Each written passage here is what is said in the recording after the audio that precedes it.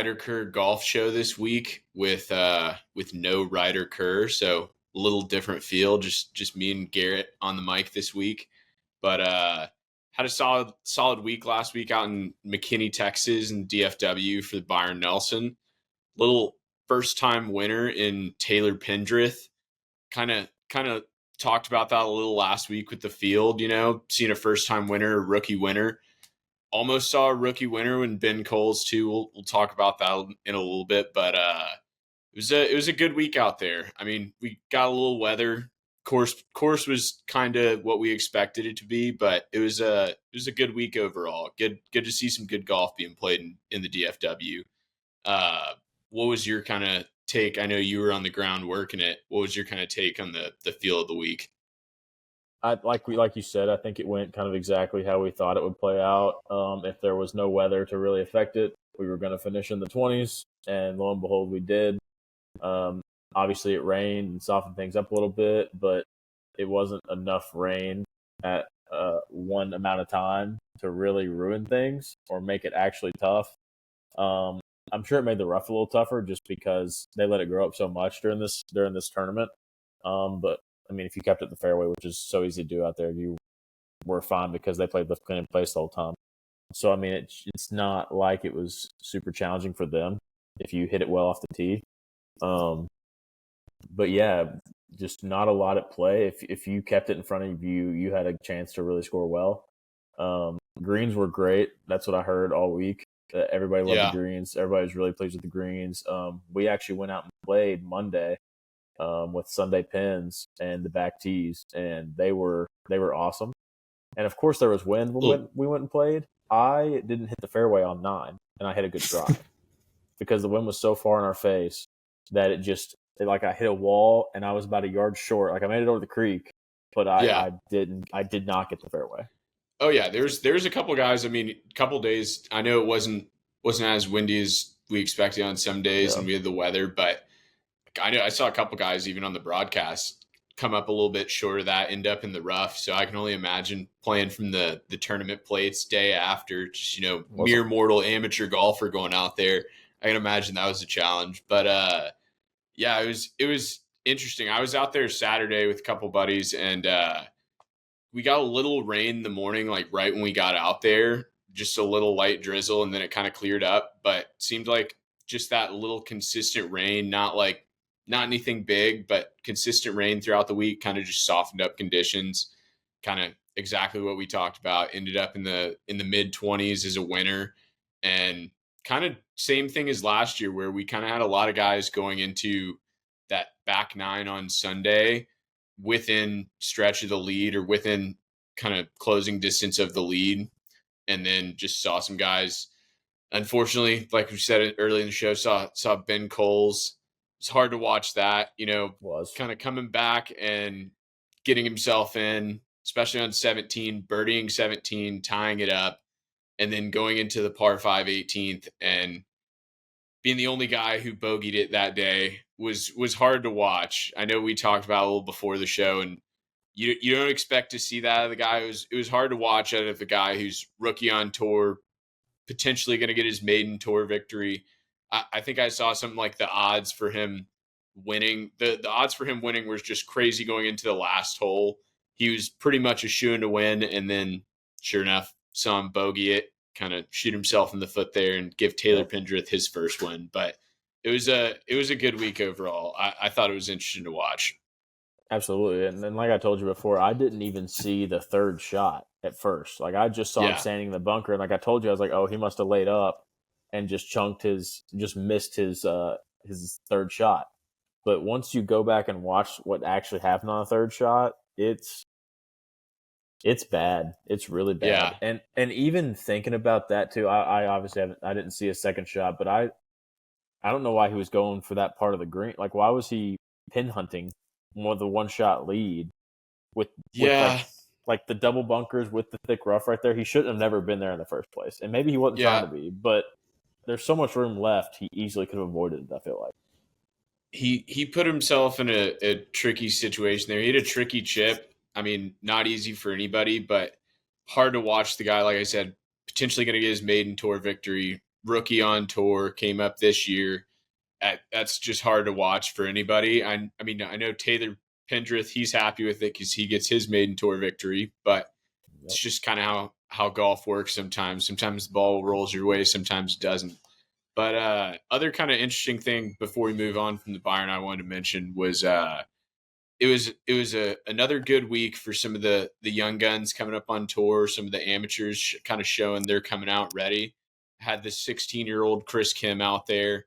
He ended up making the cut. I don't know what he finished at. I think he was like 7 or 8 under, something like that. But, yeah, I think he finished 6 under. He ended up shooting 2 over, I think, or 2 or 3 over on the last day. I think it just kind of finally hit him. Finally, like yeah. The pressure of being in a event at 10 under.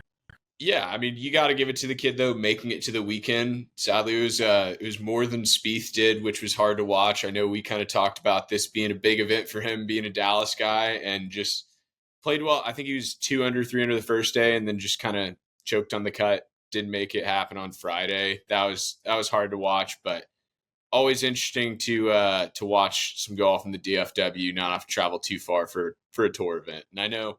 Probably fun for y'all out at TPC McKinney to work the event and just kind of have that atmosphere. Oh, yeah, it was awesome. And honestly, I think I feel more bad for Jake Knapp than Ben Coles at this point, just because he controlled the whole week. And then just he couldn't get anything going on Sunday, it seemed like. And then when it finally looked like he was going to, when he had the birdies on 9 and 10, he follows it up with back-to-back bogeys on 12 and 13, which are holes that you really shouldn't bogey, especially 13. Yeah. So, yeah, he just could not – he just had no consistency during Sunday's round. I know Thad was probably hard-pressed watching that too after, saying he wasn't riding with him and then ended up taking a little parlay betting on him. But let's also throw some shade at Thad, because why in the world would you pick somebody to win and then parlay it with something else? The odds for somebody to win are already so stupid high in golf. Why would you do that to yourself? Why? Yeah. Again, it didn't matter anyways, but he made it so much harder than it had to be. Yeah, he was it was like just sweating it coming down the stretch, just hoping something happened on Sunday. He made it hard on himself. But yeah, good weekend out in McKinney, Texas. This week we moved to the Wells Fargo out at Quail Hollow in Charlotte, North Carolina. Elevated event, so expect to see some good golf out there, having the top players on tour playing this event. I'm looking for a couple guys this week to do well. I know that Rory coming in this week, he's a big favorite. I know people always look at him kind of in these elevated events coming in, means a little more FedEx Cup to it, more money on the line. So I'll always bring some good golf out of people. But guy I'm looking forward to this week that I know he's up there, got good odds for this week. I'm looking for Colin Morikawa to play well, kind of getting his game going up to Valhalla. Those guys who've gotten majors under their belt, but maybe haven't been playing the most consistent golf, playing the best golf. They're just trying to kind of gear up for this second major of the year. I'm looking for him to play well this week. I think this course kind of sets up well for him. So I think we'll have a good elevated event. What do you think? What do you got this week? Any favorites? Before I get there, I do like your pick on Colin, because I know that he went back to his teacher, who I can't remember the name of, but the teacher he had when he won his 2 majors. Yeah. Obviously, again, that has been some time now, but obviously he knows that he's off and he's trying to get back to where people actually consider him a favorite in majors, or at least they could see him winning. So I do like that. I think that maybe he won't be as ready for this week, but I think definitely for the PGA Championship, he's gonna be ready to do something there. All my eyes this week are on Rory and Cantlay after all of this alleged drama that's unfolded behind the scenes apparently, but now is right in front of our eyes. Yeah, I maybe I'm just not in the know, but it seems like this really came out of nowhere.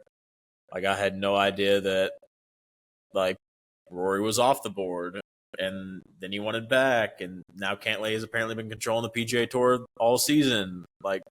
Yeah, he's been pulling the strings from behind closed doors. I guess what's kind of coming out, but kind of like we talked about with Zach before the show. It's interesting. You got the guy who he left the board, was just kind of done with being the kind of PGA Tour kind of spokesperson. He kind of probably felt like he'd just been used, and he was like, I just need to focus on golf.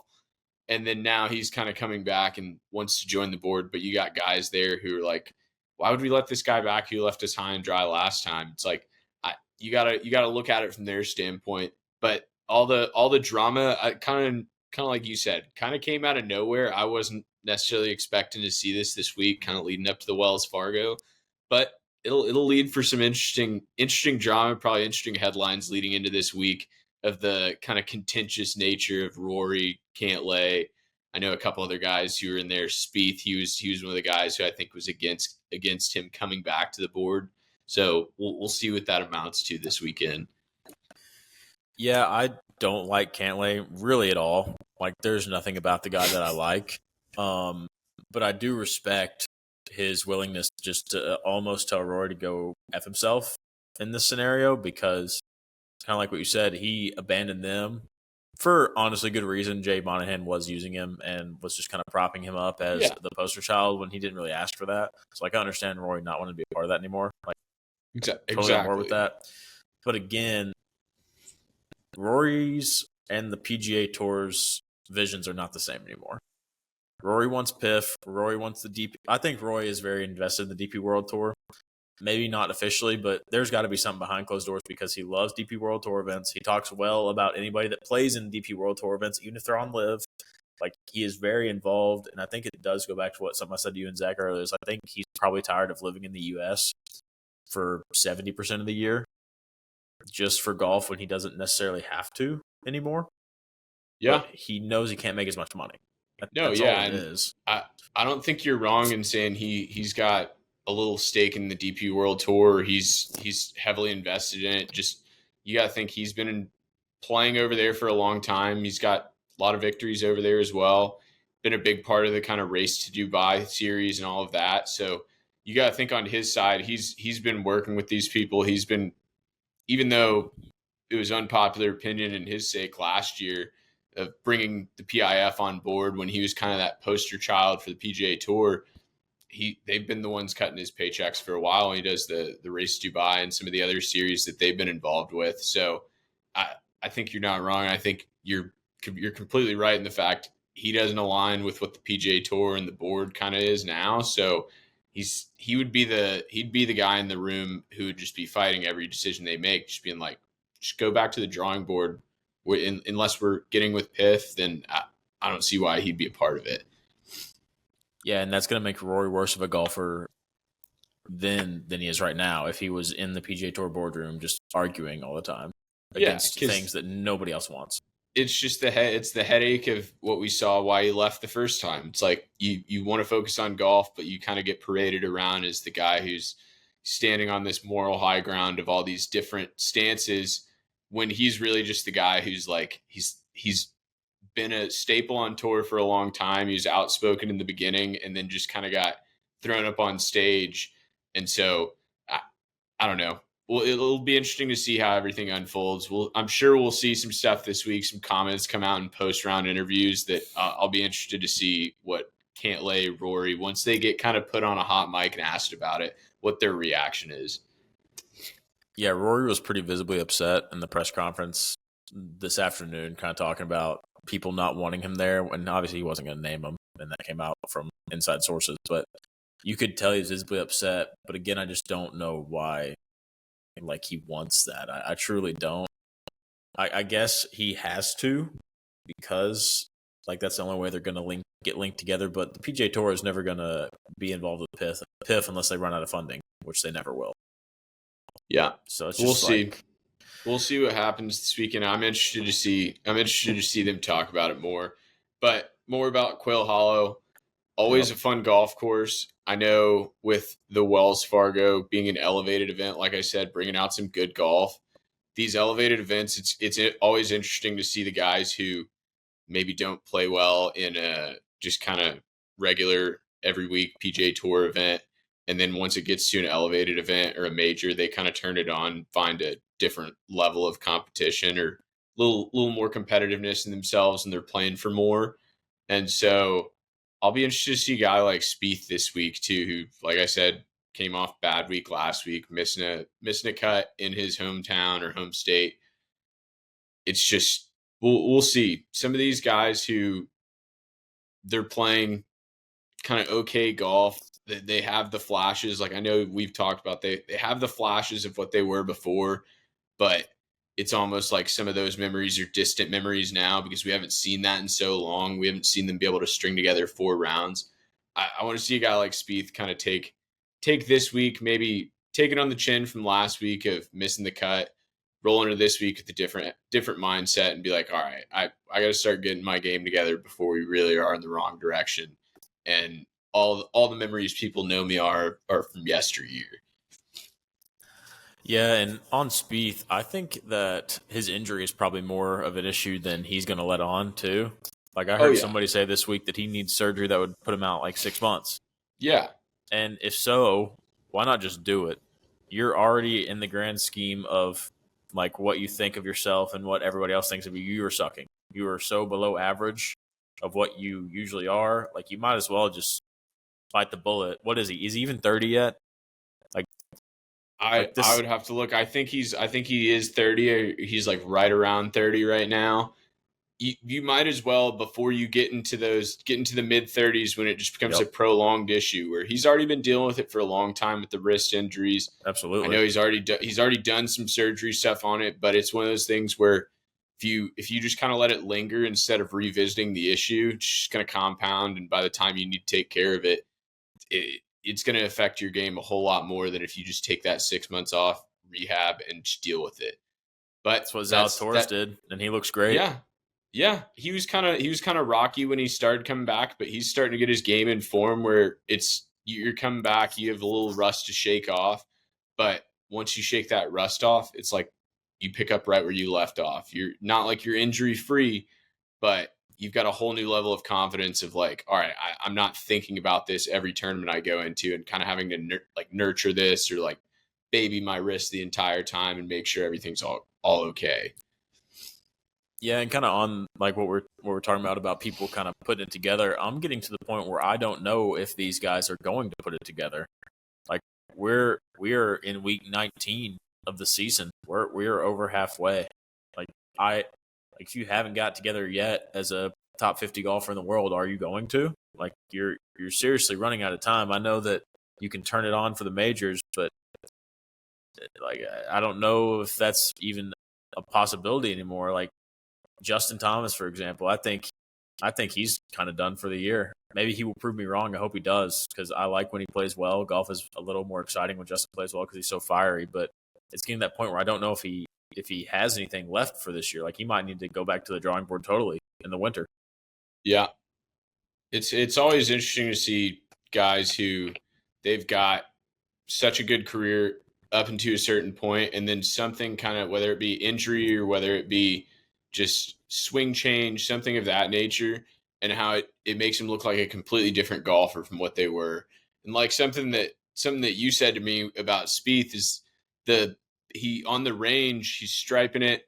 He's swinging it so pure, but when he gets over the ball in certain situations in round, like situation in the round, he just stands over it. And it's like he's going through so many swing thoughts in his head where I know people have talked about this forever about, oh, he's got so much on the mental game and he's in his head on this. But as a pro golfer, you should have that kind of trigger that allows you to free up and start your swing. You shouldn't be feel like you're locked up over the swing. Absolutely, and that was actually something that I talked about with one of the NTPGA guys at the end of the week is just how slow play is because everybody is taking way too much time over the ball, and the PGA is not enforcing it. Like, we're not handing out time penalties out here. Like, it's not just Spieth. Everybody's sitting over the ball and waggling and looking 3 or 4 times, and it's like I get that these guys are pro golfers and they're shooting 20 under. So, like, I can't really say much, but at the same time, do we think that we're taking it a little too serious? Like we're thinking too much? You're so good. Just hit it. Just hit the Well, ball. it's one of those things like old school golfers like Arnold Palmer, like Jack Nicklaus, Gary Player, all of them used to they always talk about this new era of golfers where technology, TrackMan, all these numbers, they're good and they do leaps and bounds for your swing and progress and everything.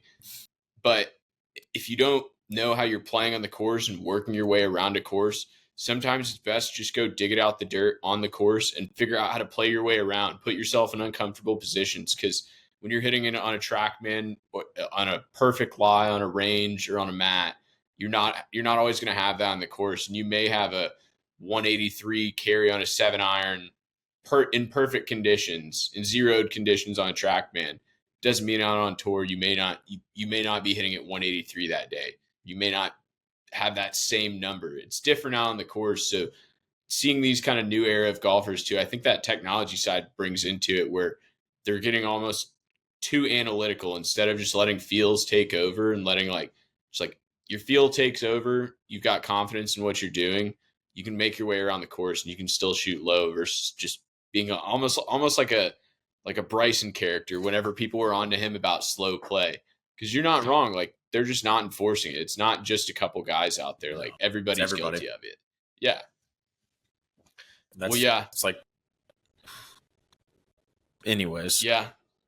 I think that's a kind of good way to wrap it up. Just talking a little bit about the Wells Fargo and talking about something. You got any favorites or locks of the week this week? Any guys you're looking at for a lock? I actually do think Cantlay might win it. Again, I'm not a big Cantlay guy, and it doesn't have a ton to do with him being in the news. I just think he's been kind of trending ever since the Ryder Cup and the end of the year last year in the right direction. Maybe he hasn't placed well in all the events, but he's still been playing pretty good golf at times. So I think that this is kind of his jumping off point because he is somebody that has played good enough where I don't think he's done. Like, I think he still has some left in the tank where he can push himself to the next level for this year. So I actually do like him to win this week. Yeah, I like that pick because I think he's second or third in odds and Rory's first. So maybe a little big middle finger to Rory by winning this week, taking it from him. No hat, hopefully. Yeah, no, I was going to say, you brought up ever since the Ryder Cup, he's been playing a little bit more competitive when it comes to the paycheck ever since the no hat or the hat gate. Absolutely. I like that pick this week though. I think I'm going to roll with the guy I brought up to start. I'm going to roll with Morikawa, top 5. We talked about, or you brought up a good point after I brought up him about him switching back to his old swing coach who was he was with him for a long time and with him while he won those first 2 majors. So I think going back to that and kind of getting back to the basics of what he had been doing, maybe he was hitting on certain cylinders, but it just wasn't all clicking, wasn't all coming together. Maybe you can get some of that kind of early career confidence he had going back to an old swing coach. So I'm going to ride with him top 5 this week. I think he's going to get it rolling before Valhalla, getting the right mindset with the swing coach too. Absolutely. Well, there we go. Well, there we go. First Ryder Kerr golf show with no Ryder Kerr tonight. Ryder Kerr. So there's a first for everything, but it's just the golf show this week. It's just the golf show. Just the golf show. Just the golf show. We'll have to change the graphic. Just make it just the golf show. Absolutely. But love it. We'll see y'all next week. Deuces. Peace.